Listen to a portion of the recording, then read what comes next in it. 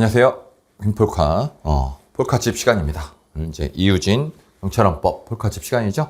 오늘도 이제 계속해서 경찰 간부 문제를 이제 변형해서 풀고 있습니다. 오늘 문제는 이제 재산권에 대한 문제죠. 재산권이 매우 어려운 부분이죠. 형법에서도 재산죄가 어렵듯이 우리 헌법에서도 재산권이 좀 어려운 파트가 되겠습니다. 그래서 제가 특강을 해서 이렇게 강의를 하기도 했는데 미처 특강을 못 보신 분들이 있다면 자료와 함께 강의가 업로드되어 있으니까 재산권을 좀 정리해 보시면 좋겠고요.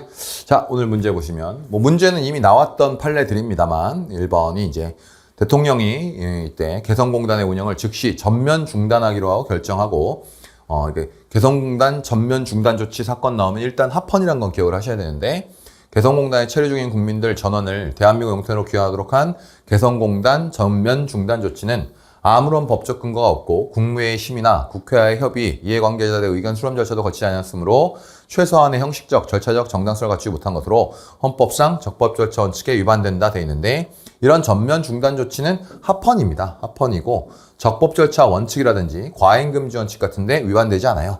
이런 말들이 나온다고 해서 여러분이 속아 넘어가면 안 되겠습니다. 속아 넘어가면 안 된다. 충분히 최소한의 절차적인 정당성을 보장하고 있었기 때문에 이건 적법 절차 원칙에 위반되지 않는다라고 기억해 두셔야겠고요. 일단 사실 합헌이란 것만 알아도 이런 지문에는 이제 속아 넘어가지 않으실 수 있어야겠고, 그다음에 역시 마찬가지. 이 통일부 장관이 발표한 북한에 대한 신규 투자 불허 및 진행 중인 사업의 투자 확대 등을 내용으로 하는 대북 조치로 인해 개성공단에서 투자하던 사업자의 토지 이용권을 사용 수익하지 못하게 되는 제한이 발생하였으므로 이러한 대북 조치는 신뢰보호 원칙을 위반하여 개성공단 투자자인 청구인들의 영업의 자유와 재산권을 침해한다 돼 있는데 이런 내용들은 이제 재산권에 포함될 수도 없고요. 이건 손실보상의 대상도 아니고 당연히 재산권 침해하지 않습니다. 그래서 이건 이제 정치적인 어떠한 상황 때문에 벌어진 일들이 되겠죠. 그리고 이러한 이 개성공단에 진출했던 이런 기업들은 충분히 예측할 수 있는 상황입니다. 예측 가능성이 충분히 인정되기 때문에 이런 걸 신뢰보호 원칙 위반이라고 볼 수도 없다라고 하시면 되겠고요. 그 다음에 요 댐 사용권 있죠? 요 댐 사용법상의 관련 법상의 댐 사용권은 재산권의 성격을 갖고 있는데요.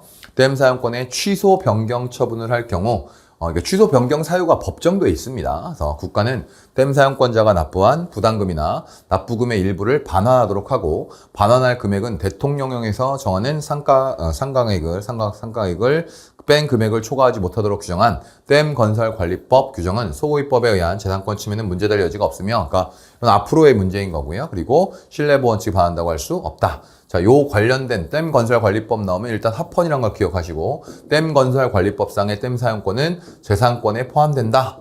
요거 재산권에 포함된다. 재산권 제한 문제는 좀 발생할 여지가 있겠죠. 그래서 3번이 맞는 지문이 되겠습니다. 그 다음에 행정청이 아닌 사업 주체가 새로이 설치한 공공시설이 그 시설을 관리할 관리청에 무상으로 귀속되도록 한 구주택건설촉진법 조항은 재산권의 법률적 수용이라는 법적 외관을 가지고 있으므로 그것이 헌법 23조 3항에 따른 정당한 보상의 원칙에 위배되는지 심사되어야 한다 되는데 이건 23조 3항의 문제로 보지 않았어요. 23조 3항의 문제로 보진 않았다. 그래서 오히려 이제 23조 1, 2항에 있는 사회적 기속의 문제입니다. 사회적 기속의 문제로 보았다. 그래서 4번 지문은 제가 변형을 하지 않았습니다. 그래서 요게 간부 문제에서 다른 시험에 안 나오던 게 처음으로 나왔기 때문에 좀 알아두셨으면 좋겠다. 미처 공부 못 하신 분들은. 그래서 여기 보면 공공시설이죠. 그리고 사업주체 이게 이제 사업시행자라는 겁니다. 사업시행자가 개인적으로 활용하는 게 아니라 공공시설은 어떠한 공공사업을 하면서 이런 걸 이제 기부하게 된다는 거죠. 지자체 등의 기부 같은 걸 하게 됩니다. 기부 같은 걸 하게 된다. 이게 이제 무상으로 귀속되도록 했다. 요 문제는 이 기존에 이미 가지고 있는 재산권에 대한 침해 문제, 공용 침해 문제가 발생하는 게 아니라 사회적 기속의 문제이기 때문에 너무 과도한지 여부만 살펴보면 충분하게 됩니다. 정당한 보상 같은 건 이런 건 논의를 하는 부분이 아니죠. 이미 있었던 재산을 뺏는 게 아니다. 공용 침해 문제가 아니다. 이 공공시설을 무상으로 관리청에 귀속하도록 했다.